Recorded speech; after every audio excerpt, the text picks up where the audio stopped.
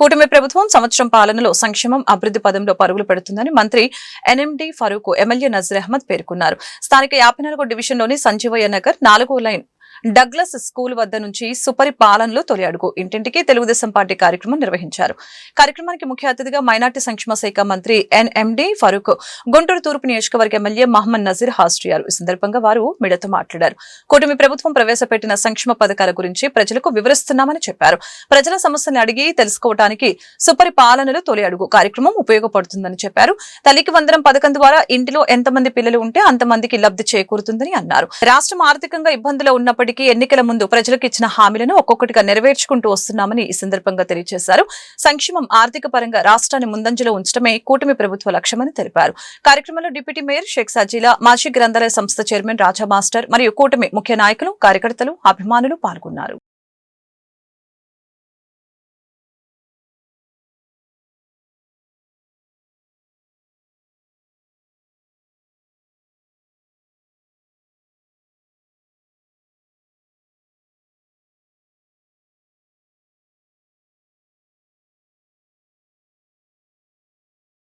మీ ప్రజల నుంచి ఏం స్పందన వచ్చిందని.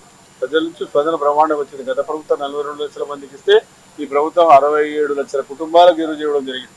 అందులో కూడా ఒక పిల్లవాడున్నా, ఇద్దరున్నా, ముగ్గురున్నా, నలుగురున్నా అందరికీ ఇవ్వడం జరుగుతుంది. మాకైతే నాకు చాలా సంతోషంగా ఉంది. ఎందుకంటే మా ముస్లింలకైతే పిల్లలు ఎక్కువ ఉంటారు కాబట్టి బాగా మా పిల్లలు లబ్ధి పొందినారు. ఎందుకంటే వాళ్ళు చెప్తున్నారు మా వాళ్ళు కన్నా రాయలసీమలో ఎక్కువ మంది ఉన్నారు కాబట్టి ప్రతిదీ పోతుంటే చాలా సంతోషం. ఫారూక్ మాకు అందరికీ వచ్చింది. మా ఇంట్లో ముగ్గురు పిల్లలున్నా, నలుగురునే వచ్చినారు. కాబట్టి చంద్రబాబు నాయుడు గారికి రుణం పడి ఉన్నాం మేము అందరం కూడా మాకు చెప్తున్నారు. ఒక కుటుంబానికి 36,000 ఎన్ని వచ్చినా మీకు 5 మంది పిల్లలు కూడా ఇచ్చినారు. కాబట్టి ఈ రకంగా ఈ ప్రభుత్వం ముందుకు సాగుతూ ఉంది. మన ప్రజలకు ఏదైతే వాగ్దానం చేస్తే చూసారు తప్పకుండా పాటిస్తాం. సూపర్ 6 గురించి మన ప్రజల వద్దకు పాలన, ఈరోజు ప్రజల వద్దకు వచ్చిన పాలన గురించి మేము ప్రజలు తెలుసుకుంటా ఉన్నాం. ప్రజా అభిప్రాయాలు తెలుసుకుంటున్నాం. మీరు అడిగారు సమస్యలు ఉన్నాయి, ఇళ్ల సమస్యలు ఉన్నాయి. పేదవారికి ఇల్లు ఇవ్వాలా, ఇల్లు కట్టుకోవడానికి ఈరోజు ఏమంటారు, చిన్న ఇల్లు అయితే సరిపోదు. కనీసం అర్బన్ ఏరియాలో ఎక్కడన్నా ప్రభుత్వ స్థలాలు ఉంటే 2 సెంట్ల భూమి ఇవ్వాలా. 100 సెంట్లు అయితే సరిపోదు, 2 సెంట్ల భూమి అంటే సామాన్యం కాదు. 2 సెంట్లు అంటే తర్వాత గ్రామీణ ప్రాంతం ఉండే వారికి అయితే 3 సెంట్ల స్థలాలు ఇవ్వాలని చెప్పి ఒక నిర్ణయం తీసుకోవడం జరిగింది. ఈ తర్వాత ఎందుకంటే మనం సూపర్ 6 గురించి ఒకటి బస్సు, ఆ బస్సు కార్యక్రమం ఆగస్టు 1వ తేదీ నుంచి ఆగస్టు 15వ తేదీ నుంచి ఉచిత బస్సు జిల్లా వ్యాప్తంగా మహిళలకు ప్రత్యేకంగా తిరగడానికి, ఎక్కడన్నా పడుకోవడానికి ఉచితంగా బస్సు సౌకర్యం కూడా ఏర్పాటు చేయడం జరుగుతూ ఉంది. మా జిల్లాలో చాలా పుణ్యక్షేత్రాలు ఉన్నాయి కాబట్టి తిరగడానికి మాకు అవకాశం ఉంది. బట్ ఈ రకంగా ఏదైతే వాగ్దానం చేశారో అవి తప్పకుండా పాటిస్తున్నాం. అదే కొంతమంది లోన్లు రాలేదు మాకు అన్నారు. అవి లోన్లు సర్క్యులేషన్ అవుతా ఉన్నాయి. ఎందుకంటే ఆర్థిక భారం చాలా ఉంది. 10 లక్షల కోట్ల రూపాయలకు వడ్డీ కట్టాలా, ప్రిన్సిపల్ అమౌంట్ కట్టాలా. కట్టిన తర్వాత మనకేదో లోన్ ఇస్తే కేంద్ర ప్రభుత్వం నుంచి అవన్నీ పట్టుకొని మనకి ఇస్తారు. దాన్ని భరించుకుంటూ ఇంత భారమైనా సరే ముఖ్యమంత్రి గారు ఈరోజు ఎక్కడ మాట తప్పకుండా ఈరోజు సంవత్సరమైనా సరే ప్రజలకు ఇవ్వడం జరుగుతాం. ఇంకా చాలా మంచి కార్యక్రమం ఉండే చేసేది భవిష్యత్తు చేయాల్సిన అవసరం ఉంది. బట్ మైనార్టీల గురించి కూడా మనం తెలుసుకోవాల్సిన అవసరం. గత ప్రభుత్వం మైనార్టీలకు ఎంతమందికి ఇచ్చింది? గత ప్రభుత్వం మైనార్టీలకు నాకు తెలిసినంత 400 కోట్ల రూపాయలు వచ్చాయి.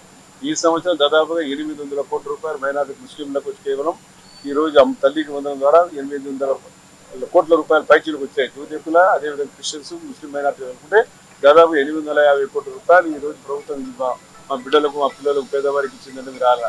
మా బిడ్డలంతా ఎవరే? శ్రామికులు, కష్టజీవులు, శ్రమజీవులు. మన దగ్గర ఏముంది? ప్రభుత్వం ఏదైనా ఆదుకుంటే కానీ వాళ్ళకి సద్దురించుకోలేరు. కాబట్టి డ్రాప్అవుట్స్ కాకుండా ఉండడానికి ఈ కార్యక్రమాన్ని ఏర్పాటు చేయడం జరిగింది. మాకు దాదాపుగా ఇంతమంది పిల్లలకి ఈరోజు ప్రభుత్వం డబ్బులు ఇచ్చిందని మనం ఆలోచించారా? ఎవరి ప్రభుత్వంలో 420 లక్షల మందికి ఇస్తే దాదాపుగా సుపరిపాలనలో తొలి అడుగు కార్యక్రమంలో భాగంగా ఈరోజు గుంటూరు తూర్పు నియోజకవర్గానికి పెద్దలు, మంత్రివర్యులు, మైనార్టీ శాఖ మంత్రులు ఫారూక్ గారు ఈరోజు రావడం జరిగింది. ముఖ్యంగా ఈ సంవత్సర కాలం పరిపాలనలో కూటమి ప్రభుత్వం ఏర్పడిన తర్వాత ప్రజలకు ఇచ్చినటువంటి వాగ్దానాలను పూర్తిగా ఒక్కొక్కటిగా నెరవేర్చుకుంటూ ఈ సంవత్సరంలో ముఖ్యంగా సూపర్ 6 పథకాలు ఏవైతే పెన్షన్ల దగ్గర నుండి, అన్నా క్యాంటీన్ల దగ్గర నుండి, అలాగే తల్లికి వందనం పేరుతో 65 లక్షల మందికి ప్రతి ఇంట్లో కూడా చదువుకున్నటువంటి ప్రతి ఒక్కరికి కూడా ఆర్థికంగా 13,000 రూపాయలు వాళ్ళ ఖాతాకు జమ చేసినటువంటి పరిస్థితులు. అంతేకాకుండా అభివృద్ధి కార్యక్రమాల్లో కూడా గత ప్రభుత్వంలో కూడా తట్టమట్టి వెళ్ళినటువంటి పరిస్థితులు ఉంటే ఈరోజు గుంటూరు నగరంలో ముఖ్యంగా నలుమూలల కూడా అభివృద్ధి కార్యక్రమాలతో పాటు రోడ్లు మరమ్మతులు కానీ, డ్రైన్లు కానీ, వీధి దీపాలు కానీ, ప్రజలకు అవసరమైనటువంటి ప్రతి ఒక్క కార్యక్రమాన్ని చేస్తూ ముందుకు సాగుతున్నటువంటి పరిస్థితులు ఉన్నాయి. దురదృష్టవశాత్తు ఈరోజు ప్రతిపక్ష హోదా లేనటువంటి జగన్మోహన్ రెడ్డి గారి సైన్యం మాట్లాడుతున్నటువంటి విధానం చూస్తా ఉంటే ప్రజల్ని రెచ్చగొట్టేటువంటి విధానం, ముఖ్యంగా ఏది మాట్లాడుతా ఉన్నారో మేము అందరం కూడా చూస్తా ఉన్నాం. లిక్కర్ స్కాముల్లో దొంగలుగా ఉన్నటువంటి జగన్ ముఠా ఈరోజు దోచుకున్నటువంటి సొమ్మును దుబాయ్ లాంటి దేశాల్లో అక్రమంగా దాచిపెట్టినటువంటి పరిస్థితులు బయటపడతా ఉంటే నిజంగా ప్రజా జీవితంలో ఉన్నటువంటి జగన్మోహన్ రెడ్డి ఈరోజు శాసనసభ్యుడు కూడా అర్హుడు కాడనేటువంటి విషయాన్ని ప్రజలు చెప్తున్నటువంటి పరిస్థితులు ఉన్నాయి.